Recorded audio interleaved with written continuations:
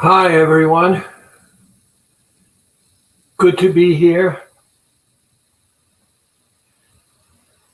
Today, I'm going to refocus on something that I have been talking about endlessly, but I'd like to focus in a different manner.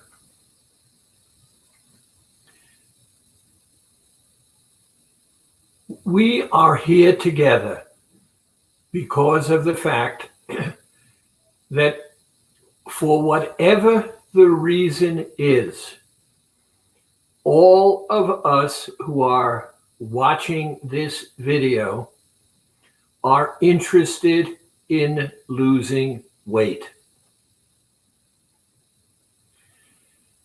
The word diet is all over the place.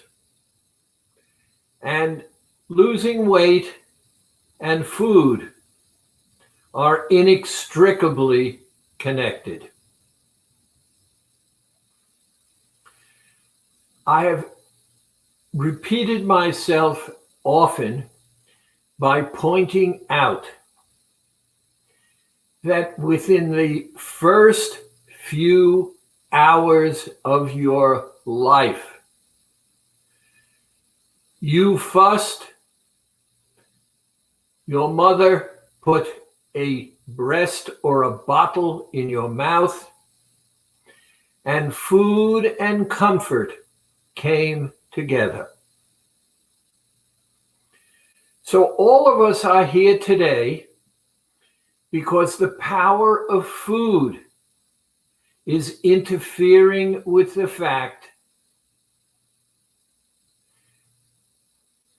that I cannot live in an aimless kind of way. The other thing that we have to look at is the fact that agriculture today and modern living puts food in a totally different category. Almost anything and everything that you do when you interact with other people, food has some part in what's going on. And because we live in a society where speed and getting it done and impatience are part of the problem, the issue of food and comfort focuses us. What I'd like to talk about today is self-love and what it means. It's very, very interesting that over the week I've spoken to quite a few people. And the question when I raise the issue is, what does self-love mean? So I'm going to start with that. I don't know about you, but I have, me personally, several different personalities. I talk to myself, usually not out loud in thought, but I sometimes talk to myself out loud when I'm alone. The reason I don't do it when I'm not alone is I would get some looks that I'd have to deal with. And to be very frank with you, I enjoy the conversations some of the time that I have with myself. And other times, I'm really not happy with those conversations. But the truth is that if I did not have those conversations, I'd be an extremely lonely person. because I don't know about you, but I spend more time with myself than I spend with any other human being. And when I get up in the morning, I get up with me. And usually, when I get up in the morning, one of the first thoughts I have is, what kind of day is it? What am I supposed to be doing? What's on my schedule? And there are times that I get up in the morning with another person who looks just like me, who hears everything that I think, hears every word that I say. And sometimes, and I learned this in the past, I try to get rid of that person. Doesn't work. That person, and sometimes persons, are with me no matter what it is that I do, where I go, what I think. And when I don't get along with those other aspects of my personality, I have a very, very difficult time. I think I told you that many years ago, when I was just a psychologist, I was on my way to the office to see my first patient. It was an absolutely marvelous and beautiful day. My first patient was 11 o'clock in the morning, and I'm driving to work when one of these personalities spoke up and said, "Why are you going to the office?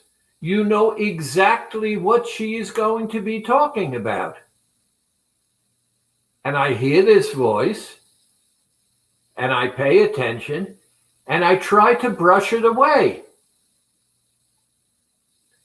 The voice persisted. "Suppose you took an image of yourself and put it in your chair. Would she notice?" It's been the same session for the last 4 or 5 weeks, and you've gone over and over and over it again. And you're not seeming to make any progress. And I heard myself say, yes, that's true. But she's at a critical period in her life, and she's resisting change because she doesn't know what will come after if she changes. That voice did not stop and kept badgering me, including during the session that I spent with that woman. It was extremely difficult because I was trying to pay attention and listen and respond to the patient. And at the same time, I was overburdened by this voice that was distracting me. I realized at that point in time that something had changed in me. I've since learned they call it burnout. And I realized that I could no longer be Dr. Schwartz, the psychologist. I worked very hard at it, but I soon realized that I had to give in. And I gave in by putting on weight. I was distracting myself by eating. And I put on over 100 pounds.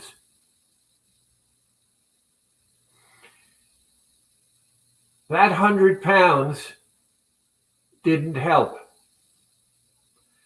Now, you can call it destiny, you can call it whatever you like, but I was going every day for lunch to this Chinese local restaurant, and having nothing to do with Accu because it didn't exist, I recognized that if I would have plain vegetables, that I would be eating, and if I flavored them a little bit with the Bragg's liquid aminos, which are 0 calories, I would be able to eat, and it's sustained me.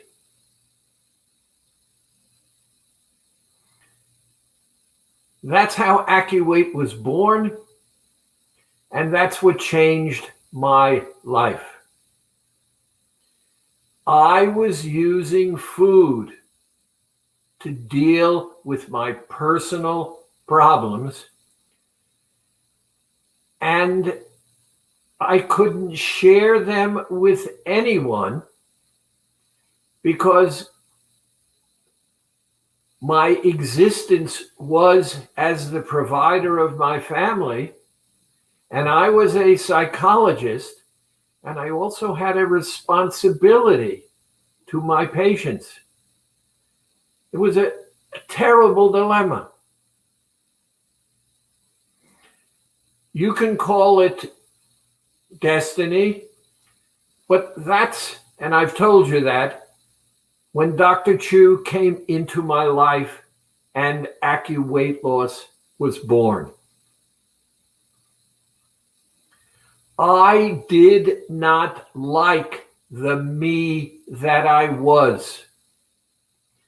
Those personalities would talk to me and annoy me constantly. I was fearful. I didn't have a solution, and I felt powerless and helpless to deal with it because the only thing I knew was how to be a psychologist.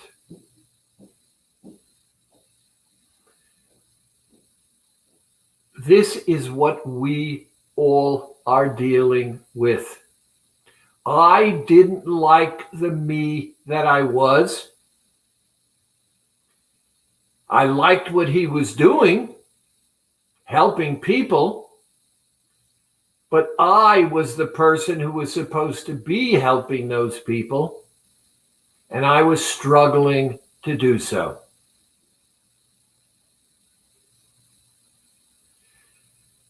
Flashing across the screen is something I learned a very long time ago. If I am not for myself, who will be? That's part of self-love. I am the most important person in my world. I have to be the most important person in my world because if I am not, how can I deal with anything else? My self-worth, my personal value determines my interaction with the rest of my world. I spoke to a woman this week who was talking about Mother's Day. She's on the program, and this is the question that she asked me. She said, Dr. Schwartz, on Mother's Day, and I have children, I have a husband,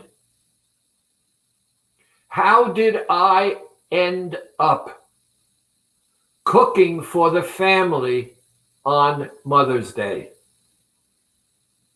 And I said to her, the reason you ended up cooking for your family on Mother's Day is very simple. You made the choice. And she said, what do you mean? I said, you have children. You have a husband. There's no secret it was Mother's Day. And Mother's Day meaning honor the mother. How come no one honored the mother? And she said, well, I'm the best cook. I said, yes. And I know what everybody likes. And I said, yes. Did it feel like Mother's Day? She said, no. I worked very, very, very hard. In fact, I wasn't really given any help in cleaning up afterwards. Why did she do what she did? Because she made a choice. And even though that choice did not feel good, whatever her personal issues were, she refused to verbalize them. She's not a woman who loves herself. We all have fears and anxieties. We all have worries and concerns. And all of us, including me, want to be loved, want to be accepted, want to feel that when people engage with us, it makes them feel good. This is where we are right now. You've said, I want to lose weight. You have every right to say that. And because you want to lose weight, it has to impact on what you eat and when you eat it. Now, when I was in Florida, I decided that I needed to lose some weight. I was getting a belly. In those 6 months that I was in Florida, I went on Accu. And when I went on Accu, I told my family that it's going to impact on them because I would be making choices, and those choices would reflect in their relationship with me. And remember, at that time, I was there with my daughter, my granddaughter, and my wife. So there were 3 other people involved. And that was terrific, by the way, because my granddaughter's school teachers did an absolutely terrific and marvelous job in remote learning. They really worked hard with my granddaughter. And that also allowed her to come to Florida with me because since she wasn't going to school, she was doing the remote learning. But they were not on the program. They wanted to do whatever they wanted to do whenever they wanted to do it. So that if they wanted to go out and eat or bring something in or whatever, they had to consider where my head was. And that's the important thing. It wasn't done in secret. I sat them down, except for my granddaughter.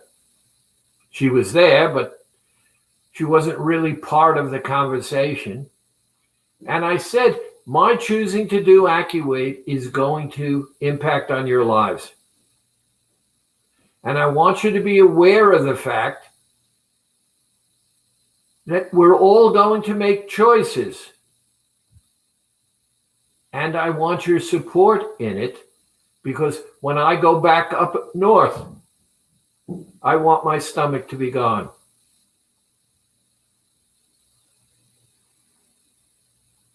I recruited their assistance. I interacted with them, but I also did not give them a choice. And what I mean by that is, I said, this is what I'm going to be doing. This past week, I've spoken to several patients. Very, very interesting. Woman has lost 2 pounds in 2 weeks. Now, you and I know that if you're on Accu and you lose 2 pounds in 2 weeks, we're not doing the program, not the way it needs to be done, and something is at issue. And so I engaged her in conversation. Relatives had visited. Children had come from another state to visit with her. And they, quote, insisted that she join them. And I said, well, you're on Accu. She said, they said to me, go off while we're here. Now, let me ask you a question. Why can I not do what I'm doing at the same time that you people are doing what you're doing? It never came up in conversation, she said. And I said, why not? They wanted to have a good time. They wanted to enjoy me. I appreciated the fact that they wanted to enjoy me, even though what they wanted from me did not make me feel good. But you never said anything. I was fearful. And what were you fearful of? I'm not sure, but I worried that they wouldn't like me. They would be unhappy. All of my thoughts had to do with what they would think of me. Now let's stop here for a moment. I care about how you think of me. I want you to appreciate the me for who I am. But if I have negative thoughts about what it is that you want or how you want to do it, help me understand why I permit you to be more important than me. These people, I don't live with you. They don't live with me. They were guests. They were relatives. They did come to visit me, which says I'm important. It's meaningful. Otherwise, why come? Yet, I was the one who became responsible for making them feel good. If I am not for me, who will be? It doesn't have to be an argument. It doesn't have to be a conflict. Let's go back to the woman and Mother's Day. All she needed to do was say, hey guys, how are we going to celebrate my Mother's Day? It never came up in conversation. She has children. She has a husband. They never engaged on any level whatsoever. Now, don't judge it. It is what it is. It's not right or wrong. And let me back up one thing. The only reason food is a problem and a concern is because we want to see our weight, our bodies in a certain manner. If it were not for weight loss, food is not an issue. And don't tell me you don't want, and don't tell me you don't enjoy. But eating what you want, when you want, how you want, in any way that you want is not an issue if your body and your weight were not the focus. And you have a right to make your body the focus. Why? If you are not for you, who will be? Your choice doesn't really impact on them. And the reason it doesn't impact on them is because if you're really serious and they are supportive, it's easy to deal with the situations and circumstances. But if there is no communication, if you don't say, I want, and why do I want? Why do we have Father's Day? Why do we have Mother's Day? Why do we have anniversaries? Why do we have birthdays? Why do we have parties? The answer is, we don't have to answer that. They exist.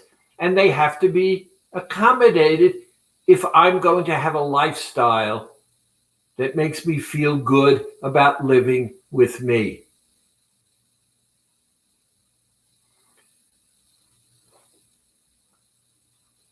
Businessman,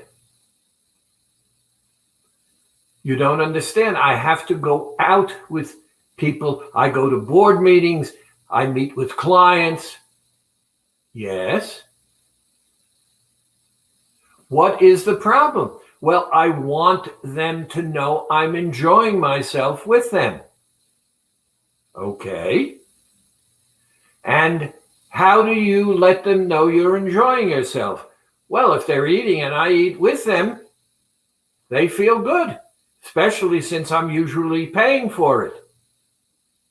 Huh, I see. So the issue then is you want them to like you, but you're being dishonest with yourself and with them. How about saying, let's go to this restaurant. They have this and they have this and they have this. And then simply saying, I feel so good about you as a client and us being here at this restaurant. I come here often, but right now I'm trying to lose some weight. So I'm going to limit what it is that I eat, but I'm going to enjoy myself watching you enjoy our time together. If I'm proactive, I'm making myself the most important person in my world, and you're going to be able to feel good about it, because imagine being with someone who really likes being with themselves, but is not going to use that to use you or to manipulate you. I'm there, and remember I said it, you're a client. So I'm taking you out to dinner, and you know I'm doing that and I'm paying for it because you are a client and I want to entertain you. But I'm not saying to you that I can't feel good about it by saying to you, this is how I'm going to act and behave. I've talked about people who criticize you for being on the program. And I've said to you, don't argue. Don't fight. You don't understand. This diet that you're on, you're going to get sick. How can you live on it? It's difficult. You're going to die. You're probably going to get sick. Whatever it is they say is their perception. Now, let's be very, very simple. Their perception is their perception. It doesn't make them right or wrong. It is their perception. They believe it because that's their perception. Your job is not to get approval for them or to show them that they are in error. Why engage on that kind of level? What I recommend you do is say, you know, you make me feel really good. You've shared with me all of your concerns, and you've done so in an open way. I can't tell you how good it makes me feel that you care enough about me to share your concerns. Now, once you say thank you, you haven't engaged. They've had their say. You haven't agreed or disagreed with them to get into that control match. And it dissipates and goes away. But we have to feel good. I have to convince you that you're wrong. I have to convince you that I'm right. Why? Whether I agree with you or disagree with you, nothing has changed. I need to make you feel good because I say you're right. I don't have to make you feel good by making you feel you're right. I can make you feel good by telling you I care about you and I appreciate your behavior and I appreciate the fact that you want to share with me. There's very few people out there who would argue with that, but our willingness and ability to do it is what the critical issue is. Accu is merely a method of saying, I love myself enough to change my behavior with food so that I can attain something that will make me feel even better. I don't know if I've ever shared with you, but one of the reasons I married the woman that I live with, and it's over 60 years, is because I realized everything that you would think of, but I realized one other thing. My life was fuller and better with her in it. Everything else that you think of is true. but I wanted my life to be fuller and better. And that's why I made that decision. Looking back, one of the questions I've asked myself is, would I ever have gotten married if that thought were not in my head? I haven't got an answer. The key here is that self-love, making yourself important in your own life in a non-conflictual manner. I love what I'm doing. You and I are talking together, and I want you to feel good about being you. And one of the things that you said would make you feel good would be to lose weight. But in order to lose weight, you have to have a methodology. We're using Accu and its program to do so. It's not right or wrong. There is no right or wrong unless there is something hidden. How do I know? Accu Weight Loss has been in business for over 25 years. Accu Weight Loss is still in business. Now, we advertise all the time. Here's the question then. How does Accu stay in business for over 25 years if it didn't work? It couldn't. So it works. Now I don't have to justify it any longer. What I need to do is do what I do.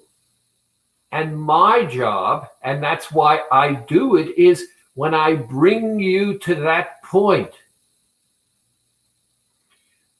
where you say, I am the most important person in my own world, then you're filled with love of yourself. Now think of what that makes you capable of to give to other people. You're filled with love of yourself. You like the person that you are because the person that you are helps take care of you. And it feels really good to be taken care of.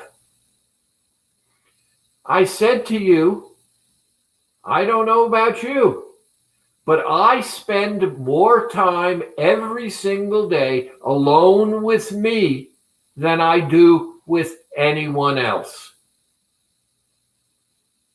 How does it feel, or how would it feel, if I spent more time with myself than anyone else in my world, and I didn't like me? I think what I would need to do is figure out a way how to like the me that I am. And we do so by doing the things that we do. Now, I'm going to repeat one other story because I love it. He was 347 pounds. He got down to around 200. And he said to me, called me on the phone. After our last session, he was still doing the maintenance part of the program. And he said, Dr. Schwartz, I have to ask you a question. And I said, sure. He said, when I was 347, I had to work at engaging with people. I'm terrific at my job, but I was never involved with people. I've lost all this weight. I've gotten a promotion. I've gotten a raise. People talk to me. Here's the question, Dr. Schwartz. How could I have been 347 pounds and invisible? And now that I've lost all this weight, I'm visible. Answer: he likes the self that he has become.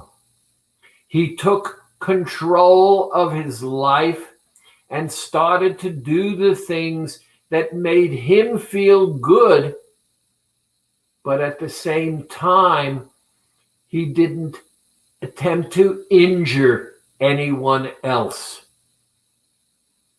This is what we are all about. And the first step is taking control of yourself. That is the only thing that you can control. Truth? If it doesn't affect them, no one really cares. And they don't because it doesn't affect them. Now, if you were doing something that would make you sick or injure you in some way, that's a different story. But you're not doing anything that fills that category.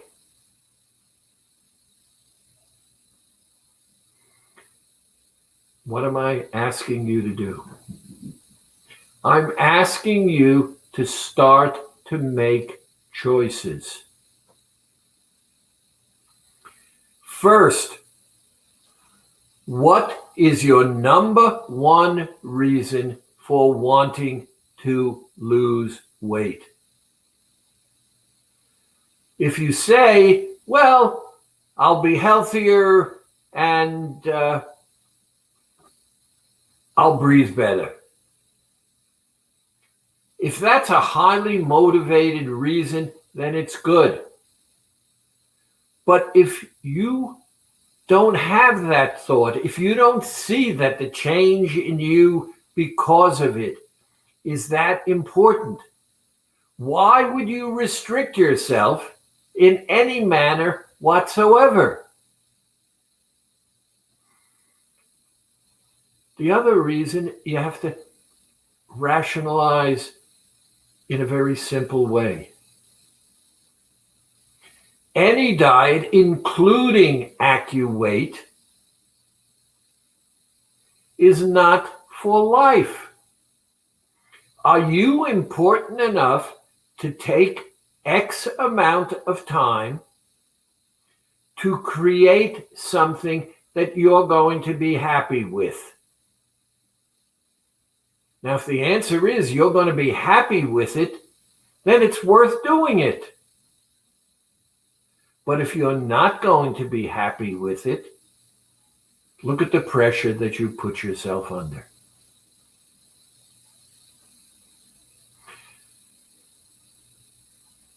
One of the things that has always troubled me is the fact that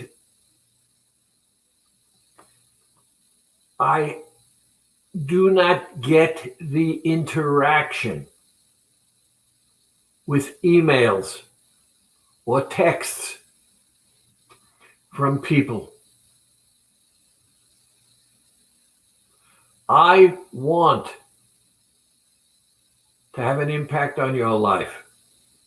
I want you to feel better about you. I want you to feel better about yourself so that when you get up in the morning, it feels good to be with you. I'm going to go to questions now, and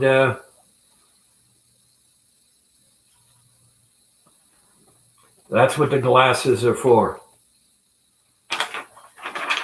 Question number 1. Can I use oat milk? The answer is not at this time. We have the plant-based choices, Ripple milk and Bolthouse milk. are vegan alternatives. We have to do some little things with them to make them fine. I'm not sure what the impact of oat milk will be. And so the answer is, at this point in time, the answer is no.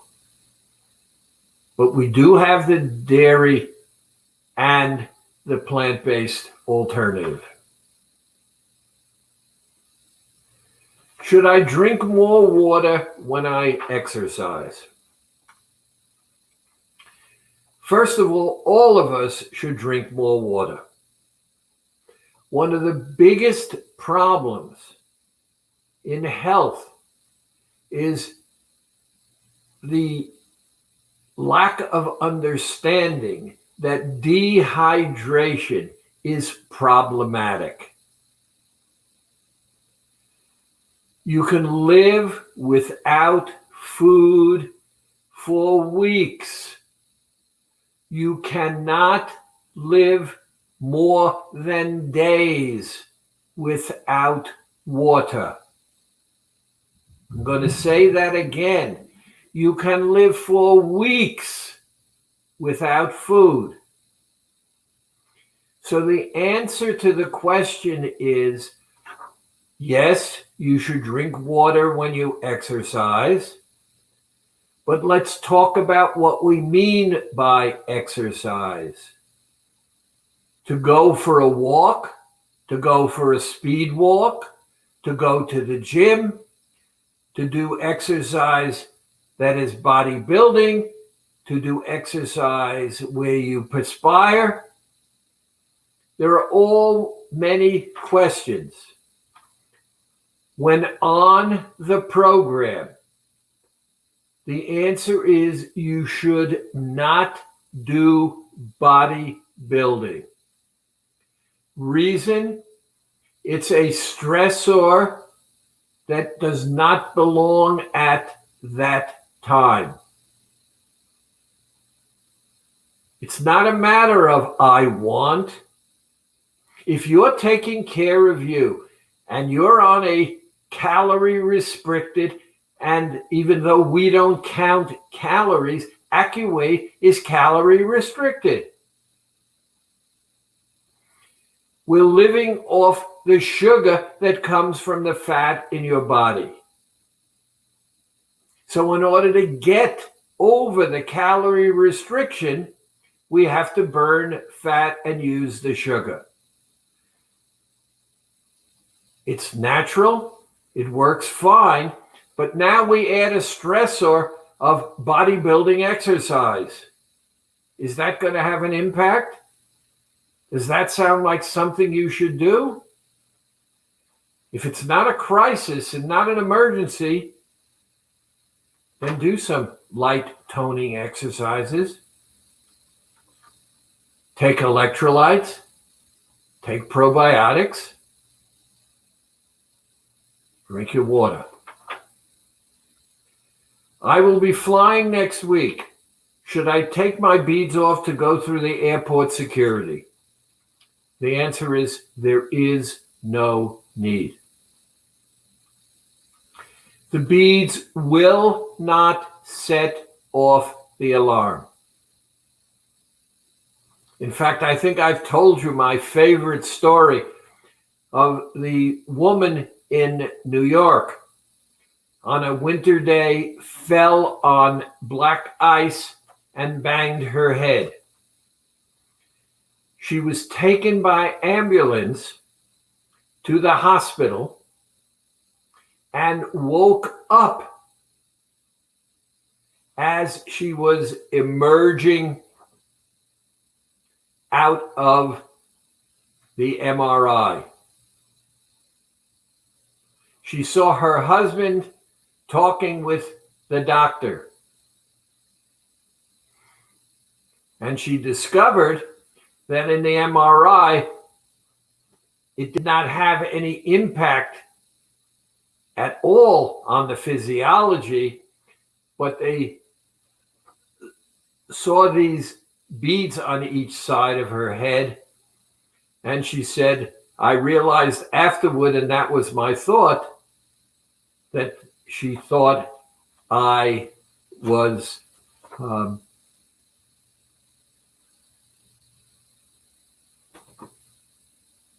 someone who had spikes in their head. I swim a lot. Will the beads stay on? The answer is yes. They're made to stay on. If you're doing it remotely and they happen to come off, we send you extra beads all the time. Use your Accu point finder to replace them. But unless it's an unusual circumstance, it's rare for the beads to come off. Ooh, here's an interesting one. Can I use Simply Delish pudding? First of all, Simply Delish is a vegan substitute for Jell-O. The vegan Jell-O is absolutely fine. At this point in time, we have not accrued enough information to know whether the pudding is to be acceptable. So the answer is you can use Simply Delish Jell-O anytime. Don't use the pudding. What is the best sweetener for me to use? Now, I'm not a purist. I do tell you that sugar and high fructose corn syrup are poison. They impact on your blood sugar. They create insulin sensitivity.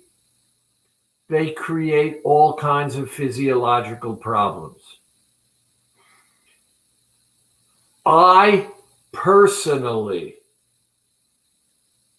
like the new Splenda Naturals. It comes green, not the Splenda yellow.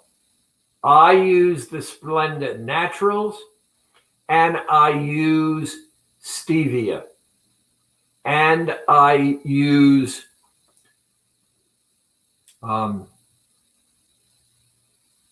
and I'm having a senior moment, xylitol with erythritol.